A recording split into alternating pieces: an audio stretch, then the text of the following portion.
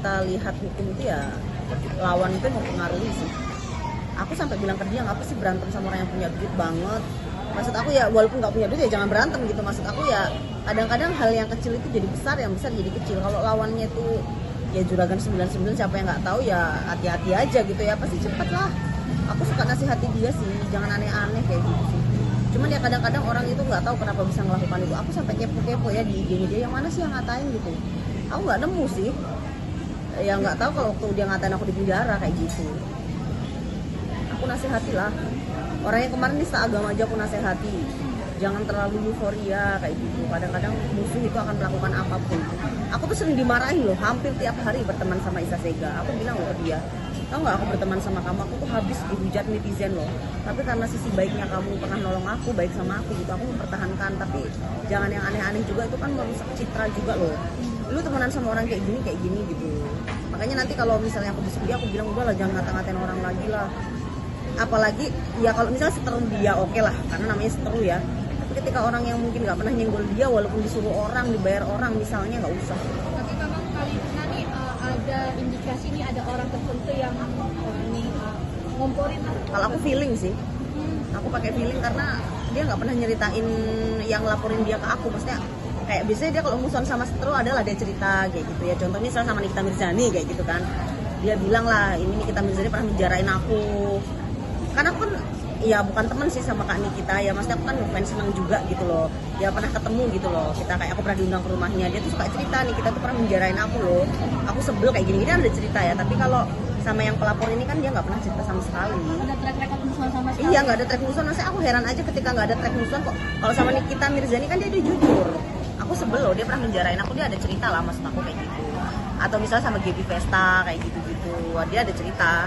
Tapi kalau sama yang pelapor ini aku malah nggak tahu, nggak pernah kayak ada sebel gitu sih. Tiba-tiba kali ini denger aja kayak Iya. udah dia ada ujaran nggak enak Tahu, gitu. tahu.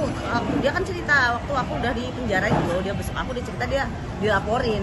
Tapi untuk benci atau enggak itu nggak pernah cerita, maksud aku kayak gitu. Kalau benci, aku takutnya dia ngomporin dia, manfaatkan dia loh, gitu sih. Kak, ini kan artinya kan dengan bergulirnya kasus ini kan banyak juga mungkin data-data zaman dulu lah di block up orang tuanya, dari faktornya segala macam. Melihatnya nih. Jadi gini ya, aku tuh sempat lo keluar dari penjara tuh mau diajak ke Sibolaga ya namanya. Sibolga. Oh Sibolga ya, Sibolaga. Sumatera Ke Utara. daerah dia gitu kan. Dia punya saudara tapi aku jujur belum dikenalin secara detail bapaknya siapa, ibunya siapa. Jadi waktu beredar kayak kata netizen tuh bapaknya nggak diakui karena aku belum pernah lihat, ya nggak tahu sih yang bener yang mana. Aku bingung sih di medsos ini kadang-kadang apa ya, sesuatu kayak aku sendiri waktu aku udah kasus kemarin kan orang ada loh, ini orang tuanya Lina Mukerji, ini kasusnya ini orang pernah dibohongin Lina Mukerji, banyak banget hal-hal yang nggak masuk akal juga muncul gitu. Makanya bisa benar bisa enggak aku juga belum tahu karena belum kenal sih. Cuman ya aku berdoa ya jangan sampai lah Mami Izega nggak ngakuin orang tua, seperti apapun orang tua itu harus kita hormati ya. Secara feeling sebagai teman percaya nggak sih bahwa itu bapaknya yang speak up dan itu data-data mami sendiri? Kalau aku belum lihat di lapangan aku belum bisa percaya sih. Percaya nggak percaya tapi kayak kalau belum lihat fakta susah aku orangnya. Kecuali aku memang ketemu sama bapak itu langsung dan aku bisa merasakan lah. Kalau cuman kata-katanya ya nggak tahu, tapi kalau memang iya kok tega ya, pasti aku parahin dia sih kalau memang iya. Masih belum tanya Mami Zega sih, kalau Mami Zega kemarin aku chat sempet katanya bukan orang tuanya sih dari dia bilang. Itu kapan Kak pas ngobrol kayak gitu? Sebelum dia ditangkap. Dia itu kan waktu mau ke Surabaya yang pertama dia dipanggil itu aku nemenin. Tapi aku janjian sama dia terus aku ada podcast, jadi nggak jadi. Aku udah janjian terus yang kedua kali aku udah curiga nih, dia kan ke Surabaya lagi nih yang ketiga kali loh. Pasti nih kata rumah pasti ditahan.